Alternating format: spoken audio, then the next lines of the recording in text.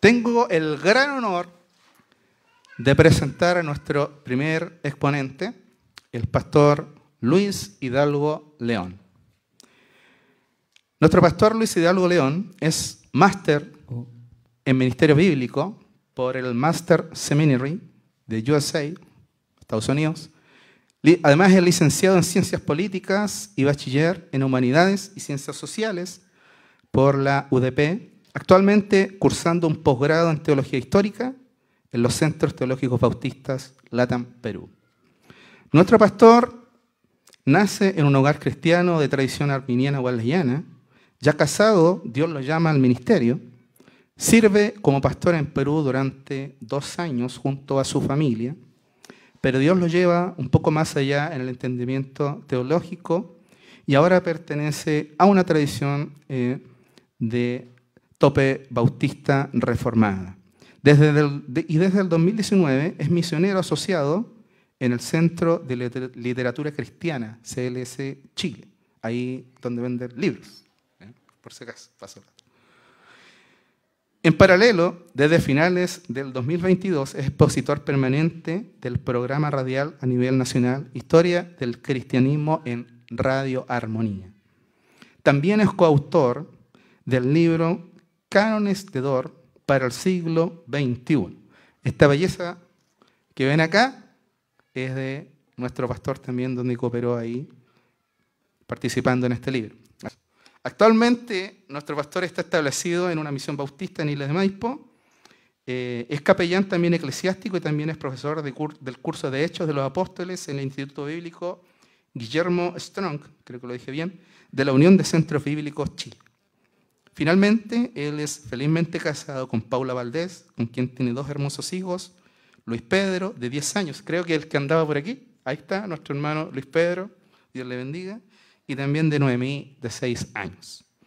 Y sin más preámbulo, buenos, dejo junto a ustedes a nuestro pastor Luis Hidalgo, que el Señor le bendiga. Amén. Es un honor tenerlo junto a nosotros.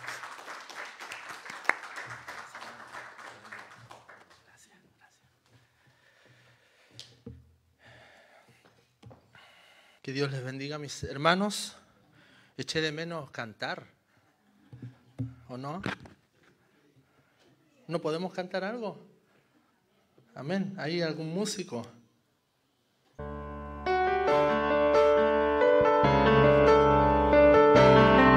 ponemos de pie? Sí. Alabemos al Señor antes de ya comenzar.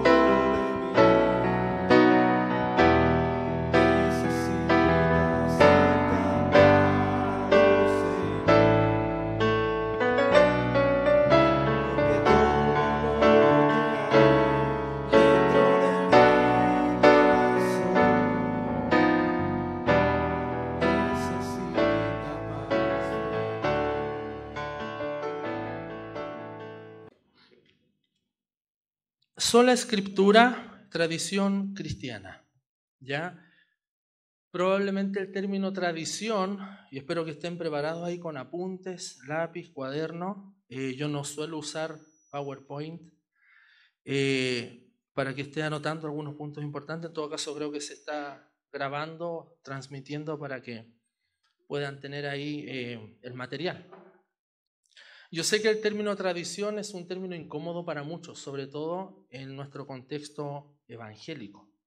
Díganme lo contrario, es incómodo. Pero una frase que a mí me marcó hace años atrás cuando estaba estudiando es que la tradición, miren, la tradición, mejor al revés, el tradicionalismo es la fe muerta de los que están vivos.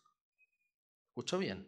El tradicionalismo es la fe muerta de los que están vivos, mientras que la tradición es la fe viva de los que están muertos. Lo voy a repetir. Tradicionalismo es la fe muerta de los que están vivos. No, si esto se hace por tradición, así lo hacemos, así no, así se practica, pero no hay ningún fundamento. Es una fe muerta de los que están vivos. Mientras que la tradición con T mayúscula es la fe viva de los que ya están muertos. ¿Tiene sentido, no? Amén. Como el término o la conferencia lleva por título La sola escritura hacia la comprensión en el siglo XXI, si se fijaron, yo siempre me presto atención en los títulos para de ahí enfocarnos. Bueno, vamos a partir justamente a entender lo que es el siglo XXI a grandes rasgos, nuestra cultura. Hay que entender la cultura para después abocarnos en lo que es la sola escritura y finalizamos en el entendimiento de la tradición. O sea, esta conferencia de 3 horas que tengo preparada tiene 3 partes. No se asusten. Teología y entorno cultural. Hermanos, el desafío de la hermenéutica es que la hermenéutica, si no lo sabes, es el arte de interpretar el texto bíblico. Hay una hermenéutica bíblica, hay una jurídica. Bueno, la bíblica es el arte de interpretar la escritura, es lo que hacen los pastores, maestros cuando interpretan el texto y lo dan a conocer. Cada vez en nuestro contexto cultural se ha de interpretar el acontecimiento de Cristo, cada vez, porque no es estático. El acontecimiento de Cristo, cuando yo digo eso me refiero a su encarnación, hermanos, eso es vital en nuestra fe, la encarnación de Cristo. Ese acontecimiento que rompió el espacio-tiempo, ¿ya? Porque Dios no se mantuvo allá lejos, sino que vino y rompió nuestro espacio-tiempo. Nuestra linealidad, por eso que el mundo, aun cuando sean incrédulos, dicen antes de Cristo y después de Cristo. ¿Se da cuenta? Por tradición se ha dicho así, por tradición. Y definimos las edades así, antes de Cristo, después de Cristo. Bueno, la hermenéutica es el arte también de interpretar cada vez de nuevo el acontecimiento de Cristo en nuestra cultura.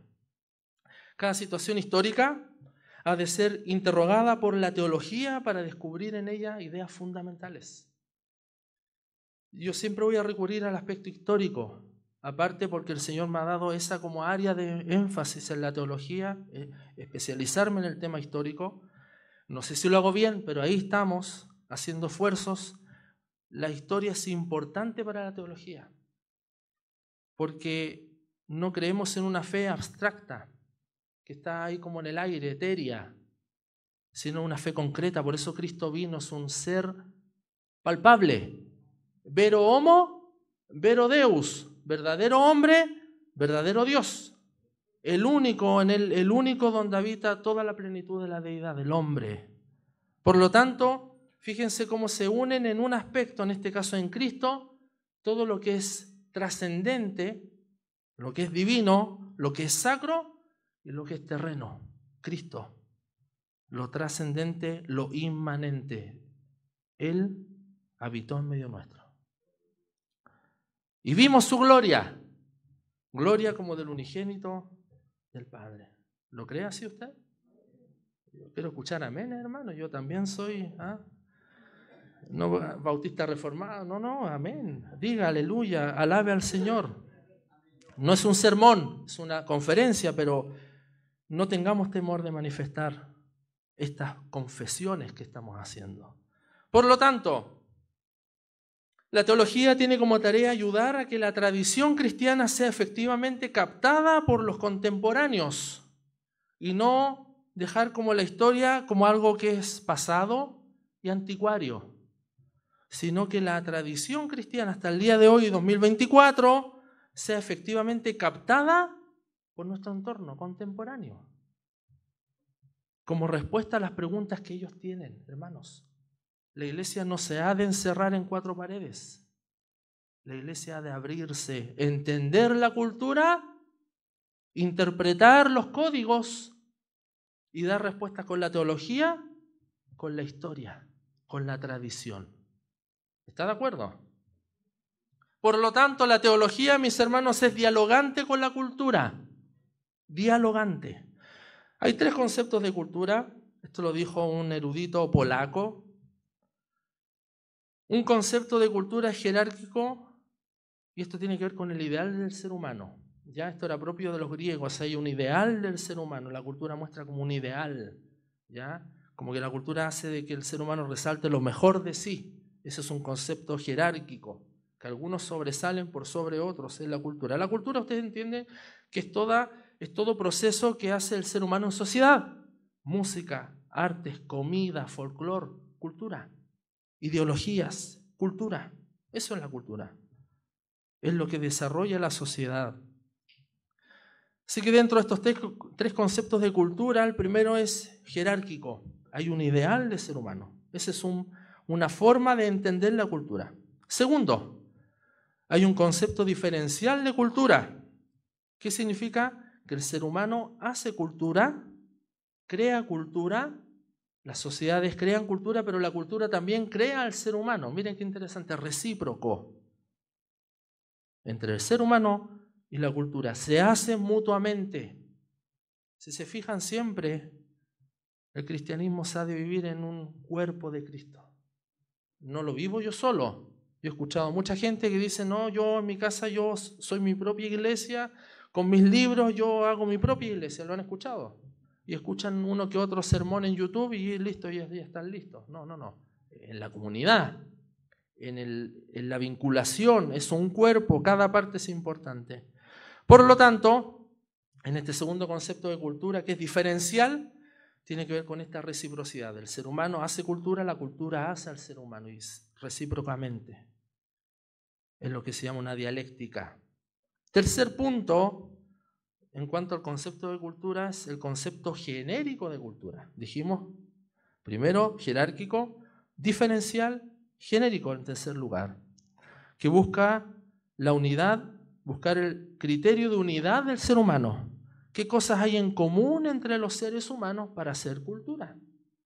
Porque a veces nuestra cultura es tan diferente a la de Mongolia, o los de Mongolia están diferentes a la cultura rusa, y los rusos distintos a los aztecas en América Central, pero hay un punto en común. Y lo que busca el concepto genérico es buscar ese punto común de toda cultura para desde ahí estudiar. Yo sé que a lo mejor son términos muy elevados, mis hermanos, pero creo que si no elevamos de una vez por todas el conocimiento, nos vamos a seguir quedando como iglesias pequeñas, que no impactamos en la sociedad.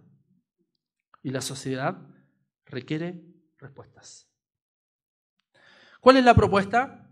Después de esta síntesis en cuanto a la cultura como desafío que enfrenta a todo grupo humano.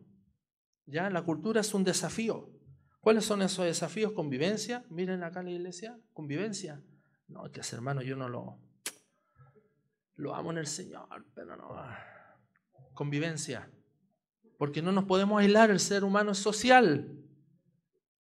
No es bueno que el hombre esté solo, lo dijo Dios en Génesis 2. No es bueno que el hombre esté solo.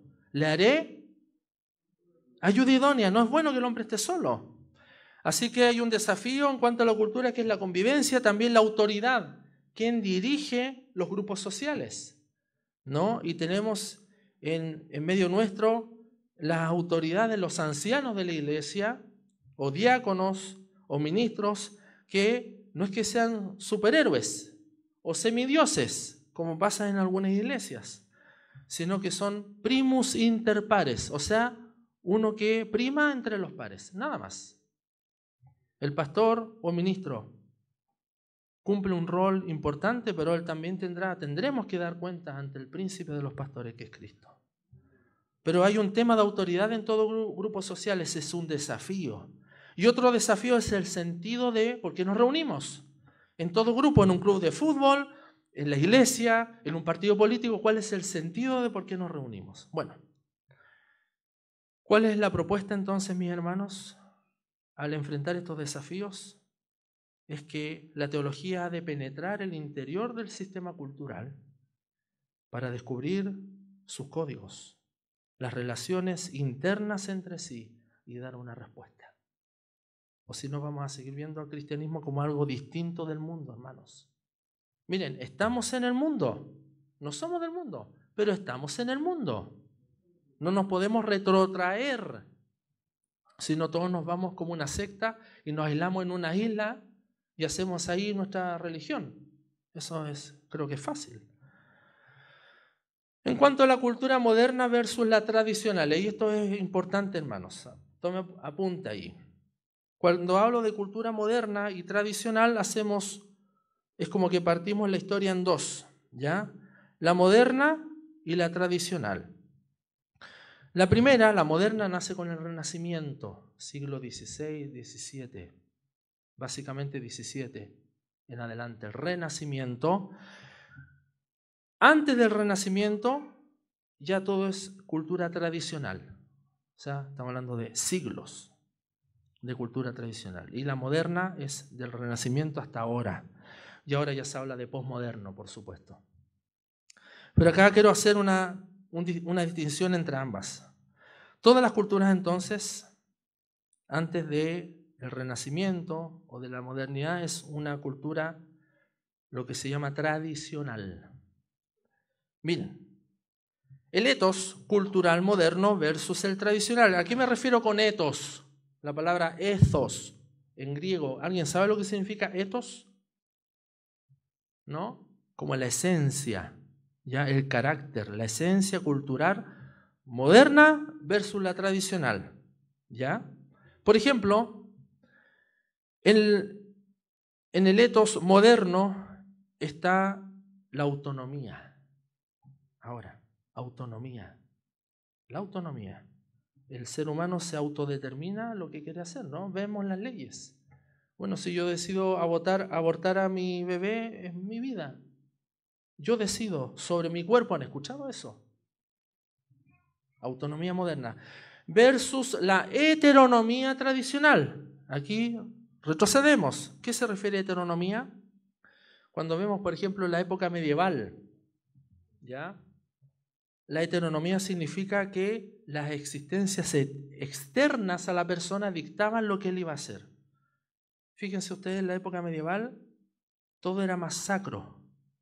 Por lo tanto, lo externo dictaba la iglesia, el clero, la universidad, los señores feudales, dictaban lo que el ser humano finalmente iba a hacer con su vida. Heteronomía se llama eso. Versus hoy en día la autonomía. Yo me determino. Aquí encontramos un aspecto. Segundo, la actitud del ser humano ante la naturaleza. Fíjense, hoy en día con la modernidad, estamos haciendo este juego, ¿no? Con la modernidad hay dominación de la naturaleza. ¿Sí? Dominamos la naturaleza, abusamos de la naturaleza, de lo creado. Mientras que antes, con las culturas premodernas o tradicionales, había servidumbre y dependencia de la naturaleza. Fíjense bien, la gente dependía de los campos, dependía de las cosechas, del tiempo, y vean ustedes, yo creo que la síntesis de la época premoderna es la época medieval. Ustedes han visto probablemente películas, historias y ven eso, cómo hoy se domina la naturaleza mientras que antes se servía y se dependía de la naturaleza. Quiero que vayan notando esta diferencia, mi hermano.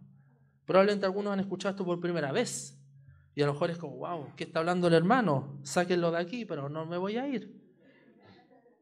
¿Ya? Estamos hablando, acuérdense, del ethos, o sea, de la cultura, ya tanto en lo moderno como en lo tradicional, para que podamos entender este mundo, podamos entender lo que nos rodea. Otra diferencia, atento con esta palabra, el inmanentismo y clausura intramundana. Wow, ¿qué es eso? Miren, el inmanentismo y clausura intramundana, eso es en la época moderna. Lo voy a explicar. Que lo real es lo que la ciencia y la técnica pueden dominar. ¿Qué significa entonces inmanentismo y clausura intrahumana? Lo voy a explicar. Cuando decimos que nuestro Dios es inmanente y trascendente, trascendente significa que está fuera de nosotros, está más allá, no es igual a nosotros Dios, pero a la vez es inmanente, es cercano, es íntimo. ¿Lo cree así usted o no? Nuestra religión, que es la religión verdadera, No es como otras religiones donde el Dios está lejos, ¿no? Buda, no sé, otros dioses orientales o el mismo Mahoma están lejos. Nosotros decimos que nuestro Dios es inmanente, es un Dios que se relaciona y vive en nuestro corazón a través de su espíritu.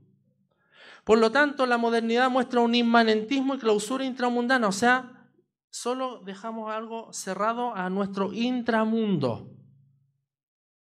Lo real es lo que la ciencia, dentro de esta intramundanalidad, lo que la ciencia puede conocer y la técnica puede dominar.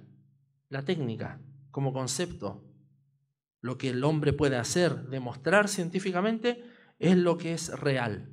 Nada fuera de ahí. Eso es propio de la cultura moderna.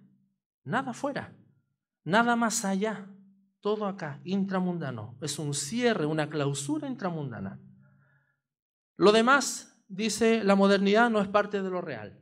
Lo real es lo que la ciencia y la técnica pueden dominar, el ser humano. Mientras que la cultura tradicional o premoderna, fíjense bien, es abierto a la trascendencia. Por eso es más sacra, abierto a la trascendencia. Eso en cuanto al etos. Eso es en cuanto a la médula, al carácter de la cultura moderna versus tradicional o premoderna. Ahora en cuanto al pathos, P-A-T-H-O, pathos, eso tiene que ver con el comportamiento de alguna manera, tanto de la cultura moderna como premoderna o tradicional. También hay una comparativa, miren, lo moderno, en cuanto al comportamiento, al pathos, lo moderno es que consideramos todo con objetualidad. ¿Qué significa eso? Que lo que vale es el objeto, el mero dato.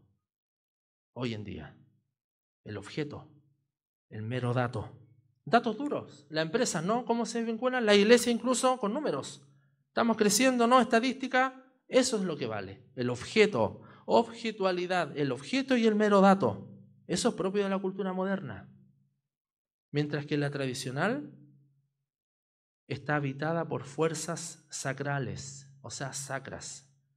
Es algo que no puedo controlar con mero dato ni como un objeto, sino algo que es abierto a lo sacro, a lo misterioso.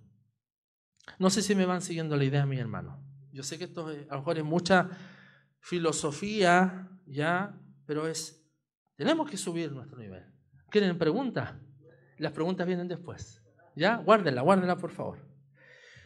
En cuanto al tiempo, miren, vimos el etos de la cultura, el pathos de la cultura y ahora en cuanto al tiempo. Miren, la modernidad, ¿dónde tiene puestos los ojos? En cuanto a tiempo, la modernidad, ¿dónde los tiene puestos? Al futuro. Y si agregamos la posmodernidad, en el presente solamente. En el presente. La gente prefiere comprarse un buen par de zapatillas de 100.000 pesos porque lo voy a disfrutar ahora. Y no voy a ahorrar dinerito para comprarme una casa. Lo moderno es ahora. Ojos en el futuro y en el presente.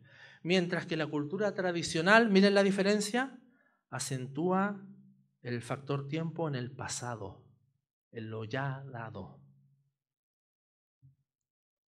Veamos el posmodernismo, que ya es posterior a la modernidad, pero que toma mucho del etos de la modernidad, no cambia mucho. ¿El énfasis en qué? En la ecología. Pasa eso, ¿no? La ecología, todo está en todas las agendas políticas, sociales, iglesias incluso están enfatizando los aspectos de la ecología. ¿Es bueno o es malo? Creo que algunos abusan de eso. Otro punto del posmodernismo, la dominación técnico-científica. El tecnocientificismo es la dominación de hoy en día. Miren, la inteligencia artificial ahora le puede hacer a un alumno de la universidad un trabajo completo. Los profesores van a estar vueltos locos cuando tengan que corregir pruebas porque se lo van a pasar por alto cuando vean una prueba, una tesis, porque el profesor no va a saber si lo escribió el alumno o la inteligencia artificial. Otro, Ya lo hablamos de esto, clausura intramundana. Lo que vale es lo que vivimos en este mundo, en el hoy, en el presente y un poco hacia el futuro. No hay nada trascendente, menos el pasado anticuario, ¿no? Clausura intramundana. Otro aspecto del posmodernismo, ir más allá. Miren, se puede ir más allá, pero sin salirse de nuestro marco de autonomía. O sea, podemos ir más allá, pero seguimos estando clausurados intramundanamente. ¿Y cómo vamos más allá? Manteniendo mi autonomía, porque yo me autodefino, me autorregulo. Buscamos experiencias de alteridad. Voy a explicar esto. ¿Qué significa que algo puede ir más allá? Una experiencia. ¿Y cómo consigo estas experiencias? Voy más allá, pero vuelvo a mi contexto. ¿Cuáles son esas experiencias? Las drogas, el esoterismo. Fíjense bien, cuántas religiones esotéricas se han abierto, sectas, ¿ya? O estas filosofías orientales que están penetrando en medio nuestro, los jóvenes, el yoga y el chakra y el karma y todas esas cosas son experiencias que logro ir más allá, una alteridad, pero vuelvo a mi autonomía. La música también. Y podríamos seguir. Pero todo en el marco de este mundo. Todo en el marco de este mundo, de esta intramundanalidad. Mientras que se desconoce en el posmodernismo una realidad supramundana. ¿Escuchó usted bien? ¿De dónde es ciudadano usted? ¿De dónde somos ciudadanos? Pero el posmoderno dice, no hay nada más allá. Puedo vivir un poco de la alteridad, de lo extramundano, fuera de este mundo, pero voy y vuelvo. Porque lo que me interesa es este mundo terrenal. Mientras que nosotros, que somos ciudadanos del reino de los cielos, consideramos que hay una realidad supramundana y mi autonomía sigue siendo tal o ya va quedando relegada. Díganme ustedes. ¿Relegada? Ya no vivo yo, mas Cristo vive en mí. Ya no soy yo quien vive, cantamos, mas Cristo vive en mí. Como dice Juan el Bautista, es necesario que yo mengüe, que Él crezca. Miren, nuestra autonomía, sí, el Señor mantiene nuestro carácter, nuestra forma, yo soy distinto a mis hermanos, mi hermano es distinto a otros, sí, pero ya no me pertenezco a mí mismo. Y eso es abrirse a una realidad supramundana. Ya no determino yo mi vida porque ahora soy siervo de Cristo. Cristo es mi Señor y Salvador. Amén. O usted es un cristiano donde no, yo creo en Jesús, pero yo todavía me autodetermino. Yo decido sobre mi vida. No, ahora le pertenecemos a Él. Miren cómo podemos dialogar con la cultura, con la filosofía de este mundo desde nuestra base de la teología. ¿Cuál es la propuesta desde la fe? La fe no niega ni rivaliza con los etos que acabo de describir, sino que la fe los supera. Los supera. Por ejemplo, ¿cuál es la propuesta desde la fe? El etos de la teonomía. ¿Qué significa teonomía? Donde Dios gobierna. Etos de la teonomía. Teo, Dios, y nomos, ley. ¿Qué sería esto entonces? Dios como creador es ley de toda la realidad. ¿Lo cree así usted o no? ¿Saben ustedes que el énfasis más que en los 6 días de la creación, 7 días? No. El énfasis de toda la iglesia a lo largo de toda la historia de la iglesia es que Él creó de la nada, ex nihilo. Ese es el énfasis. Ese es el credo, más que lidiar si son 7 días, 10 días o milenios. No. Enfatice el hecho de que Dios creó de la nada. El aristotelismo, en la filosofía griega 5 siglos antes de Cristo, decía que que todo fue creado de materia preexistente. Nosotros decimos no. Dios creó todo de la nada, ex nihilo. Por lo tanto, ¿cuál es el etos de la teonomía? Que Dios como creador, Él es ley de toda la realidad. Pero miren, no desde la heteronomía. ¿Se acuerdan el concepto que lo hablamos recién? ¿Cuál es la heteronomía? Como algo externo que me regule en la época medieval. algo sagrado que regule mi vida, la iglesia, todo de afuera me regula mi vida, me hace mi vida. No es desde la heteronomía, sino de la libertad que tenemos en Cristo. ¿Tenemos libertad o no? Sí, tenemos libertad. Tenemos libertad y Él respeta nuestra autonomía, pero ahora nuestra identidad está en Cristo. Por lo tanto, todo lo que hacemos va a ser para glorificarle a Él, ya no para satisfacer mis deseos, mi carne, sino para satisfacer su gloria, la gloria que Él merece. San Agustín, padre de la Iglesia, escritor eclesiástico del siglo VI después de Cristo, en sus confesiones donde él cuenta su conversión, que es precioso este libro, en el libro 3 de Confesiones, miren lo que él dice, lo sintetiza lo que acabo de decir en esta frase en latín. Superior supremo meo et intimior intimo meo.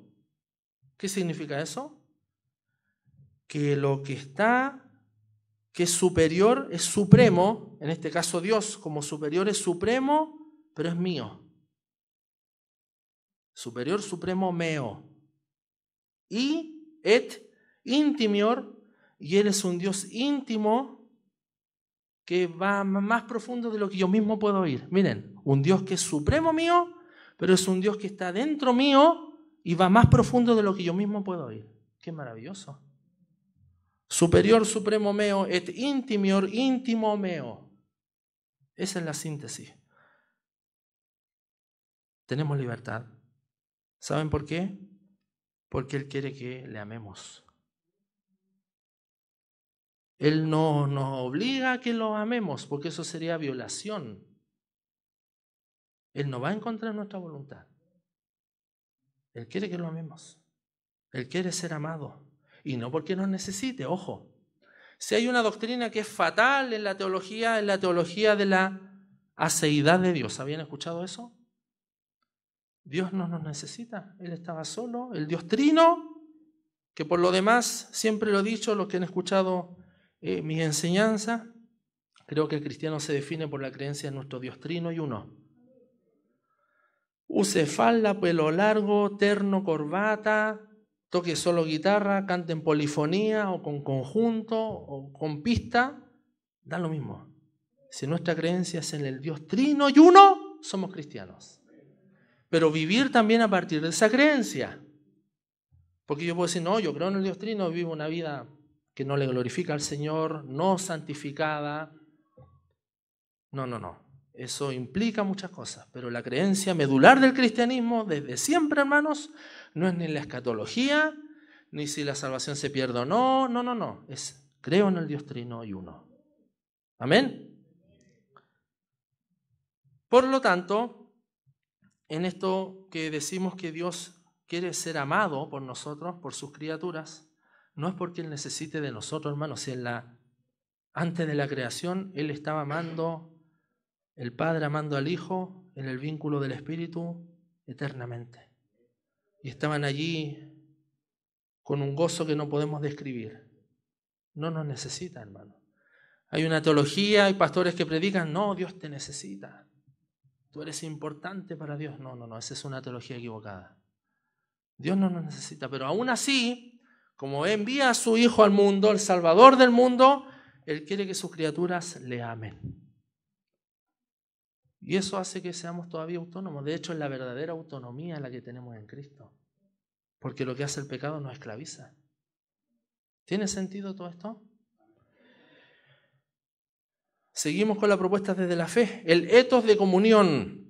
Dijimos el etos de teonomía, es decir, Dios creador, y Él es la ley de toda realidad. Ahora el etos de comunión. ¿Cuál es el etos de comunión?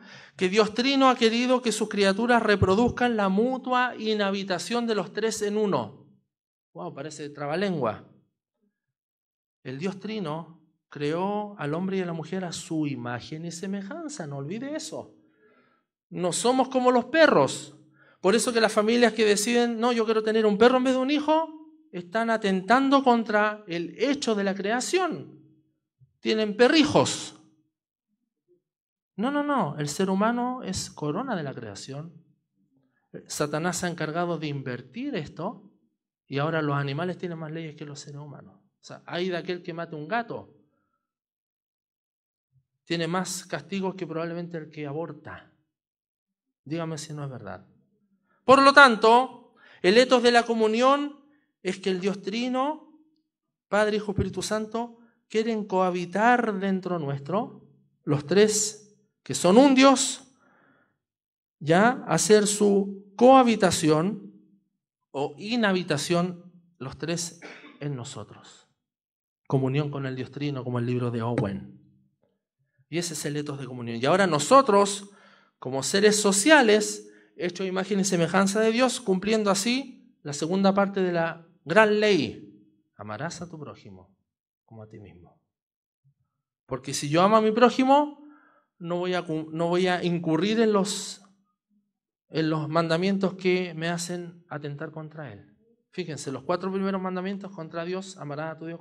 Los 4 primeros, si yo amo a Dios, no voy a atentar contra él, mientras que los 6 restantes, amas a tu prójimo, no voy a atentar contra él. No mentiré contra él, no desearé la mujer de mi prójimo, no codiciaré, ¿ve? Así que el etos de comunión tiene que ver con el hecho de ser imagen y semejanza. Ahora nosotros nos relacionamos con otros seres humanos. Aún más, en el jardín del Edén, al hombre se le dio un mandato cultural. Ir, señoreen, sojuzguen la tierra, lo creado. Pero no de mala manera, no por una ideología política como lo hace el ecologismo hoy en día, que detrás hay empresas, hay personajes, ¿no? Y salen los movimientos progresistas a defender la ecología y todo lo demás y dejan todo cochino cuando hacen sus marchas. Yo lo he visto. Salen a protestar pro ecología y dejan la cochinada más grande en la Alameda. Está hablando de que el mandato cultural es que todo lo que el hombre desarrolle en la cultura, en lo creado, sea para glorificar a Dios. Y eso implica responsabilidad, implica amor, implica relaciones, etos de comunión. Tercero, etos de trascendencia. Esa es la propuesta desde la fe. ¿Cuál es el etos de trascendencia? Presencia divina, real, no intramundana. ¿Ven? Ahora le hace sentido algunos términos que podemos ir viendo ahora. Vamos cerrando algunas cosas. No cerrada a los límites de este mundo. Abertura o apertura a la presencia divina en medio nuestro. Porque nosotros somos ciudadanos no de este mundo. ¿Ya? Pablo dice: quiero estar contigo. Con Cristo es muchísimo mejor, pero es necesario todavía estar acá. Entonces nuestro deseo, nuestra mejor vida, mi hermano, no es ahora, es en la eternidad, con nuestro Señor. Pero mientras estamos aquí, nos abrimos a la presencia divina, a lo sacro, no a la mundanalidad, a los límites de este mundo. De hecho, esto es escatológico, porque creemos que vamos a tener vida eterna. ¿O no lo cree usted? Por lo tanto, todo esto tiene un sentido escatológico. Y eso mismo, la escatología no tiene que ver si Cristo viene antes del milenio, después del milenio. No, hermanos. Él viene y va a reinar. Amén. Maranata. A veces no, es que yo enfatizo esos detalles, hermano. A veces nos enredamos en tantas discusiones de tanta minucia y la iglesia se divide. Cristo viene, Maranata. De manera corporal, inmanente, a buscar a su iglesia. Así que hay un etos de trascendencia. Creemos que hay un más allá. Lo creemos. No nos centramos en este mundo. Yo quiero vivir en este mundo, Señor, lo más que pueda, porque quiero disfrutar de sus placeres, sus deseos, todo, del dinero. No. Hay un etos de trascendencia. Hay algo más allá. Y lo creemos así. Y en cuanto al patos, se recuerdan que eran 3 etos y un patos, no el patito, sino patos con TH, pathos en griego, de gratuidad. Esa sería la propuesta desde la fe. ¿Cuál es el patos de gratuidad? Ver la realidad como obra del Creador. Todo lo que vemos es obra del Creador y es dada a nosotros, sus criaturas. ¿Saben ustedes que esto es dado por gracia? No lo merecemos, es por gracia. Por favor, cuando camine, vea los árboles, escuche y vea el cantar de los pajaritos. Vea las flores que brotan antes de primavera y alabe al Señor. Porque somos tan materiales que no contemplamos la hermosura de lo que Dios ha creado. El pequeño insecto, el campo, la montaña nevada, la lluvia. Eso es gracia común. El sol sale sobre buenos y malos, justos e injustos, es gracia común. Y yo siempre he dicho, los que me han escuchado, para mí la gracia común es fatal. Porque la gente disfruta tanto esta gracia común que más se aleja del Señor. Creen que esto es como algo dado. Y llega a ser terrible.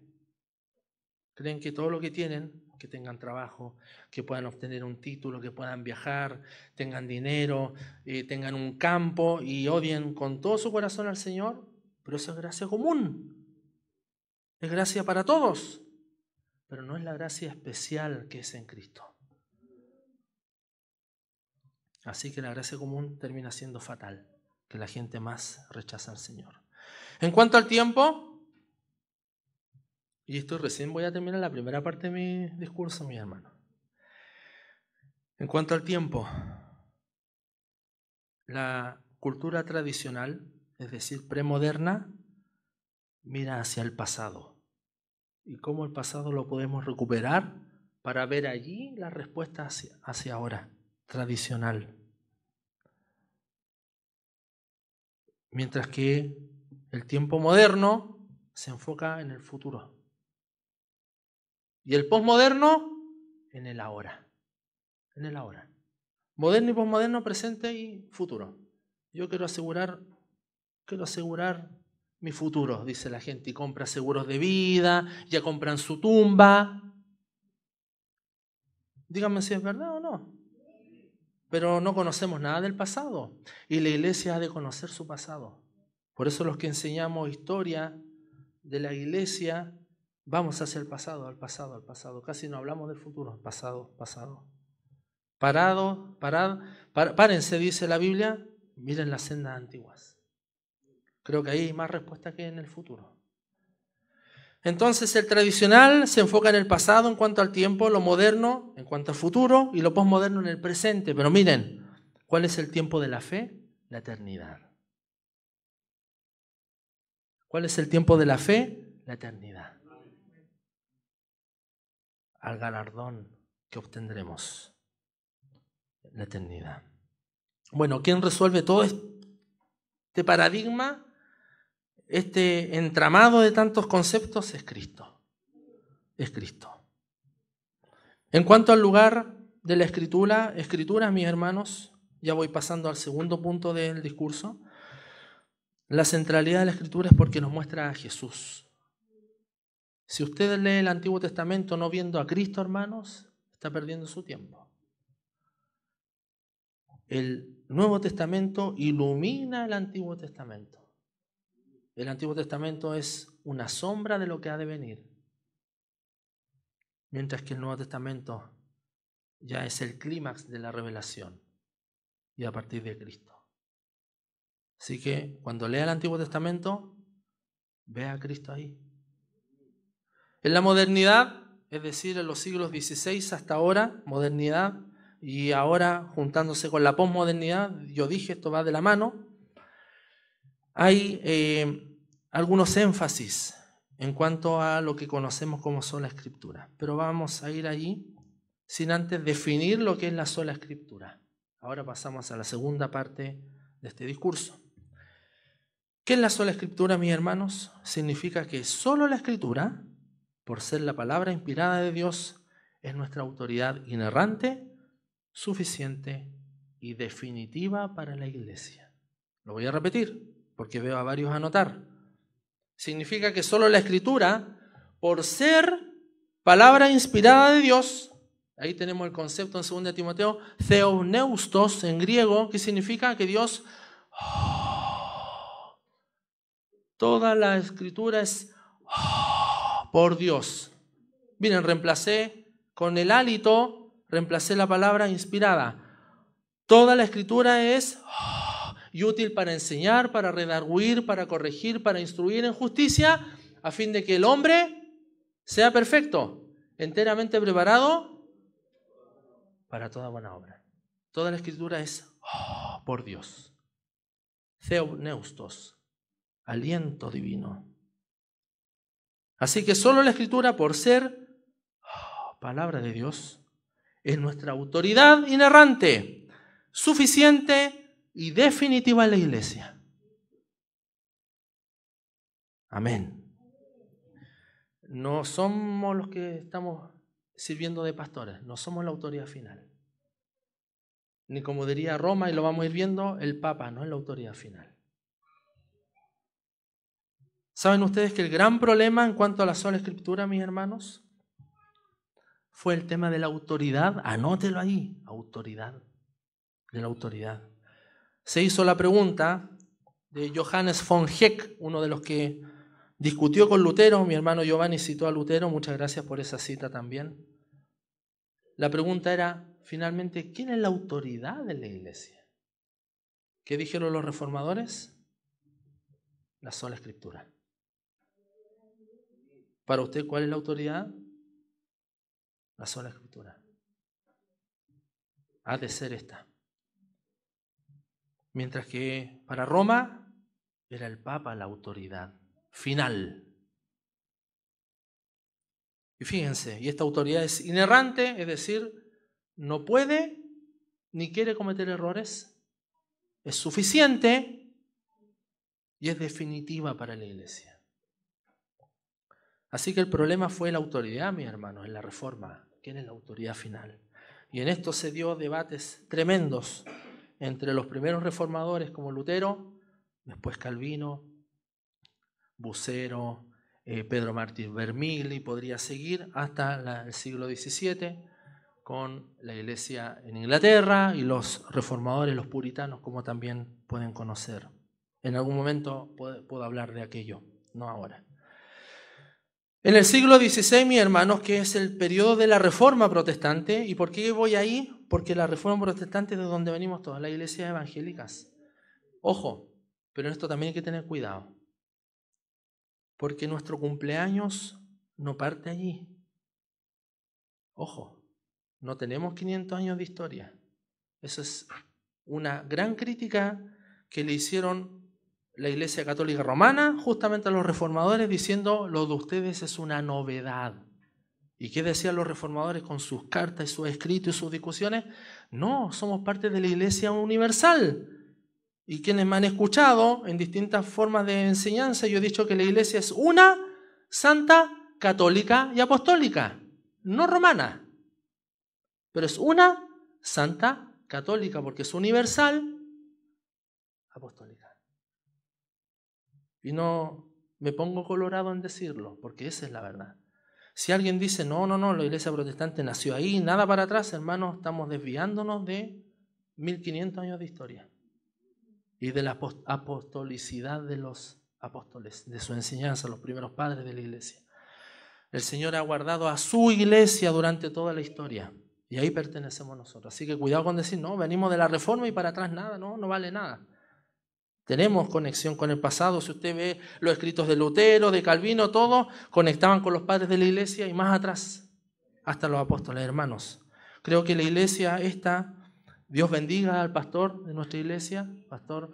Gracias también a mi querido hermano Daniel, que me ha invitado, pero creo que están en esa vía de conectar con nuestro pasado, hermano. Gloria a Dios por eso. Cuando uno ve la declaración doctrinal de la Iglesia Metodista, ¿qué dice el artículo 3? A ver, mis hermanos metodistas, a quienes amo en el Señor, ¿qué dice? No googleen, no. Artículo 3, vamos. Que creen en la Sagrada Escritura como autoridad y que creen que los 66 libros canónicos de Génesis y Apocalipsis es la palabra de Dios, ¿sí? Yo no soy metodista, hermano, ¿cómo? Pero ahí dicen que creen que la Biblia es la autoridad, y eso es lo correcto, es la autoridad. ¿Cuánto me queda, mi hermano? Ya deberíamos haber terminado ya, ¿no? Vamos, ¿cuánto me queda? ¿10 minutos? Oh, Señor. Muy bien. Queda mucho por decir. Lo siento, van a tener que invitarme o invitar a otro. Muy bien, entonces este fue el desafío de la Reforma. Y ahí tenemos las grandes discusiones en cuanto a la autoridad, en cuanto a la inerrancia, que la Biblia no comete errores. Y hoy en día, saben ustedes, citando a Carl Henry, que fue un interesante expositor del siglo pasado, en su libro Dios, Revelación y Autoridad, él dice lo siguiente: la Iglesia a lo largo de la historia ha enfrentado distintos ataques a la Biblia. ¿Lo cree así? Es la verdad, distintos ataques a la Biblia. Pero solo en este siglo, a partir de un par de siglos atrás hasta hoy, escuche bien esto, la veracidad y fiabilidad ha sido atacada y criticada desde dentro de nuestras mismas filas de la Iglesia. O sea, desde las mismas filas del cuerpo de Cristo estamos dudando si la Biblia es verdad o no. Estamos dudando si ¿tiene errores o no tiene errores en la Biblia? Yo creo que sí tiene errores, dicen algunos. Y aquí está el concepto de lo que ha surgido, y esto surgió ya en el seminario Fuller en Estados Unidos hace algunas decenas de años atrás. Y lo más interesante que Fuller me parece que es un seminario pentecostal. Ellos empezaron a establecer el término inerrantistas limitados. Es decir, la Biblia tiene errores, pero no tiene errores en asuntos de espiritualidad y salvación. ¿Ya? En lo que realmente a nosotros nos importa, como cristianos, no hay errores, pero en lo demás sí pueden haber errores. Y eso es peligroso. Si ya tú empiezas a dudar un poco, te vas a desviar en todo lo demás. Así que nosotros creemos que la Biblia es inerrante. No tiene errores y no puede cometer errores. Debemos afirmar la inerrancia total de la Escritura, la autoridad de la Escritura, la infalibilidad. Infalible. Miren, yo voy a hablar en unos momentos más de tradición. Aún la tradición y los concilios ecuménicos, donde se afirman, por ejemplo, aspectos de la teología propia, como la cristología, como que creemos en un Dios trino y uno, eso se afirma 2, 3, 4 siglos después de los apóstoles, aún eso puede tener errores. Pueden haber errores porque ningún concilio es infalible. Solo la palabra de Dios es infalible. Los que adherimos a las confesiones reformadas del siglo XVII, la confesión de Westminster, los cánones de Dort, que es el libro que mostró nuestro hermano Giovanni, que adherimos a eso, aún eso puede tener errores, no es infalible, escúchelo bien. Y así lo creían los reformadores. Solo la Biblia no tiene errores. Solo la Biblia es la autoridad final. Y aquí quiero explicar el concepto de sola escritura. Significa que no significa, quiero decir, que la Biblia se lee sola, sino que la Biblia es solo la autoridad final. Pero debemos echar mano a la historia, debemos considerar la tradición, y ahí conecto con lo que viene ahora, la filosofía y los otros conocimientos, incluso la ciencia que puede dar aportes a la Biblia. La sola escritura no es lo mismo que nuda escritura. Hoy en día muchos cristianos, yo diría que la mayoría, sobre todo en nuestro contexto latinoamericano, son nuda escritura. No, yo y la Biblia, nadie más. Eso es peligroso. Eso es fundamentalismo. Tenemos que, si yo llego a un texto, interpretar para predicar, debo decir cómo interpretaron durante 2000 años atrás este mismo texto mis hermanos. Y de ahí, me siento sobre esos hombros y ahí puedo yo interpretar. No decir, no, yo entiendo eso y así lo predico. Eso es nuda escritura. La sola escritura significa no solo la Biblia, sino que la Biblia es la autoridad final, infalible, última y suprema de la Iglesia. ¿Quedó claro? Así que, hermanos, si hay que estudiar muchas más cosas para que la Biblia, este es como un escenario, mi hermano, el escenario de la verdad, la Escritura está al frente como el actor principal, protagónico, pero detrás está la razón, que también aporta para cómo llegar a la Escritura, está la tradición, de lo que voy a hablar un poquito ahora, están las emociones también. Si nosotros no hacemos teología como algo frío, cuando estamos estudiando y tenemos que derramarnos delante del Señor y que Él toque nuestro corazón con lo que escribió un hermano, la misma Escritura, al estar elaborando un sermón, un estudio y el Señor me quebranta, eso es emoción. No somos áridos en esta labor teológica. Por lo tanto, mis hermanos, la Escritura es la autoridad última y eso es sola Escritura. no sola porque no hay nada más que debo conocer. En cuanto a la tradición, mis hermanos, para terminar, voy a nombrar 6 puntos que van dando cuenta de que la tradición es importante. Primero, es bíblica. Anótelo allí. ¿Por qué es importante la tradición? Porque es bíblica. El concepto de bíblico lo encontramos también allí. Tradición, paradidomi. ¿Qué significa eso? 1 Corintios 15, 3 y 4. Yo entrego lo que yo mismo recibí, dice Pablo. Lo que yo recibí, eso mismo os doy. Tradición, paradidomi. Dice Pablo, al exhortar a la iglesia en Tesalónica a mantenerse firme y conservar las tradiciones que habéis recibido de nosotros, de viva voz o por carta, 2 Tesalonicenses 2:15. Ahí también el concepto de tradición. No está rechazando la tradición la Biblia. Porque hay una diferencia entre tradición y tradicionalismo, ya lo dije al comienzo. El tradicionalismo, no, que el pastor quiere que los hombres usen este tipo de lente y nadie más porque si no se enoja. Eso es tradicionalismo, no tiene ningún sustento. La tradición es todo el bagaje de miles de años para llegar a hoy en día. Así que la tradición es aceptada, incluso los detalles de la vida cristiana deben ser según tradición. Os mandamos que os apartéis de todo hermano que viva desordenadamente y no según la tradición que de nosotros recibisteis. 2 Tesalonicenses 3:6. Ahí está. ¿Es viable la tradición? Es viable. Pero tiene que ser conforme a la autoridad final. Ahí está. Juntamos. A ver, lo que me está diciendo mi pastor o la autoridad o el maestro que está predicando, ¿es conforme a la Biblia o es algo que se le ocurrió a él? No, es que así se viene haciendo hace 50 años, pero ¿tiene algún sustento? Ahí vamos a la Biblia. Segundo punto, dijimos que es bíblica. Segundo, es tradicional, como una redundancia, ¿no? La iglesia primitiva no distinguió materialmente entre escritura y tradición. La tradición es simplemente la escritura interpretada de modo apropiado. De modo apropiado. Un personaje interesante del siglo IV, me parece, yo leí un libro de él, que se llama El Commonitorio de Vicente de Lérins. Él fue un monje en Francia. Él planteó una regla, anótela por favor, que la iglesia ha de creer, anótelo, lo que es creído en todas partes, siempre y por todos. En todas partes, siempre y por todos. Ese es el criterio. A ver, esto que me está enseñando esta iglesia, ¿se cree en todas partes, siempre y por todos? Ese es el criterio, mi hermano. Porque hay iglesias que establecen una doctrina y solo la creen ellos, pues. Y no está en todas partes la misma creencia, la creen ellos nomás. No sé, una bofetada santa o un... yo he visto pastores que toman agua, ¿lo han visto, no? ¿Eso es creído por siempre, por todo y en todo lugar? No, eso es basura. Ese es el criterio, mi hermano. Vicente de Lérins. Segundo, en cuanto a la importancia de la tradición, es inevitable, no podemos evitar la tradición. ¿Saben ustedes? El teólogo Bullmann, ¿ya? Un alemán muy importante, algunos dicen que era liberal, dice, ¿es posible la exégesis sin presuposiciones? Y la respuesta es no. Siempre cuando llegamos a la labor exegética, es decir, cuando sacamos del texto, siempre vamos a tener alguna presuposición. Nunca llegamos desnudos a la escritura. Llegamos con preconcepciones.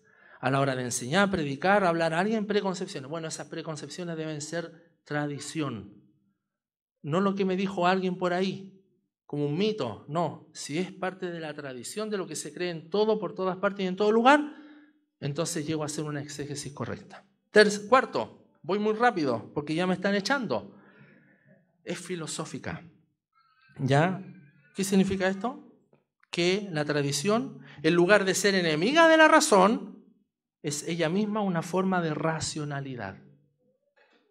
Porque la iglesia a lo largo de 2000 años pensó, formuló, discutió para establecer ciertos concilios, ciertas sentencias o lo que se llaman dogmas.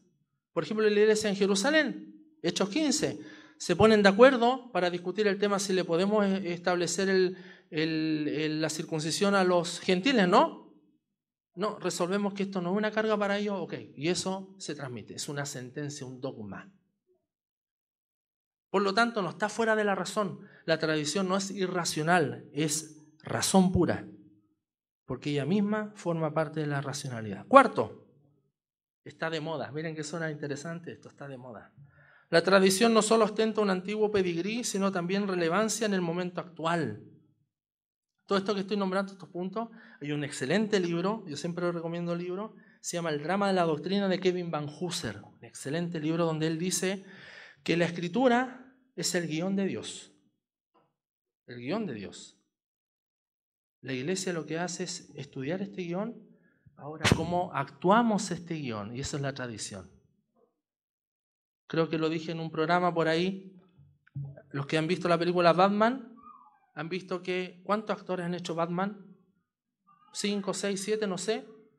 Todos tomaron el mismo guión, probablemente, pero cada uno le puso de su cosecha. Bueno, el guión es esto, la iglesia interpreta ese guión y la tradición es cómo lo interpretamos. El drama de la doctrina. Interesante. Tenemos que mirar a otros cómo lo interpretaron, para nosotros también cómo interpretamos y cómo actuamos este guión. Así que está de moda, porque hoy en día se está de alguna manera recuperando, se está hablando del aspecto importante de la tradición, ya no solo la escritura sola, desnuda, porque eso hace mal, la iglesia se enferma, tenemos que ir más allá, recuperar, ir hacia atrás. Hermanos, somos parte de la Iglesia Universal, vamos hacia atrás, recuperamos conceptos teológicos para traerlos a nosotros y no pensar que nuestra iglesia de 4 paredes es la iglesia. Y como que nosotros, los 4 paredes aquí, nos vamos a ir nosotros enteritos al cielo. Y nosotros somos sana doctrina, lo cual es una soberbia.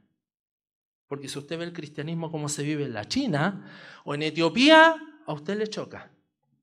Allá usan trajes, allá en África hay exorcismos. Eso es pan de cada día. No, pero acá no.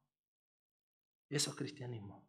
Por eso está de moda la tradición, porque se está estudiando, se está recuperando. ¿Ya? Hay que interpretar, hay que ir allí.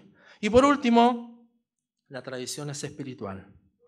Hay razones bíblicas, históricas, filosóficas y culturales para tener en alta estima la tradición como marco para interpretar eclesiásticamente la iglesia. Miren, ¿qué dice Pedro? Las escrituras fueron dadas, pero no para interpretación privada. ¿Se acuerda ahí el pasaje? Tenemos que tener un marco. Dios ha dotado maestros en la iglesia, un marco eclesiástico para interpretar la escritura. O si no, cada uno interpreta como se le antoje. Fundo mi propia iglesia, hago una secta y seguimos al varón allá. Este otro interpretó de tal manera y lo sigo para allá. Hay un marco. Y eso criticó Roma al protestantismo. Dijo, el error fue haber llevado la Biblia a todos ahora y ahora cada uno es su propio papa. ¿Habían escuchado eso? Y eso trajo consecuencias, hermano. Entonces nosotros sí, tenemos la Biblia en nuestra casa, hacemos nuestro devocional, leemos, estudiamos, pero tenemos que tener el apoyo de la tradición, de los hermanos, del pastor, del maestro. ¿Estaré interpretando bien?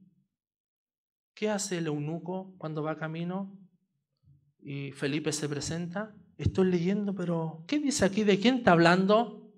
¿Quién le da la hermenéutica de ese pasaje? Un maestro como Felipe. Está hablando de Cristo. Ahora sí. Hermanos, que el Señor nos ayude. Que Dios les bendiga. Muchas gracias.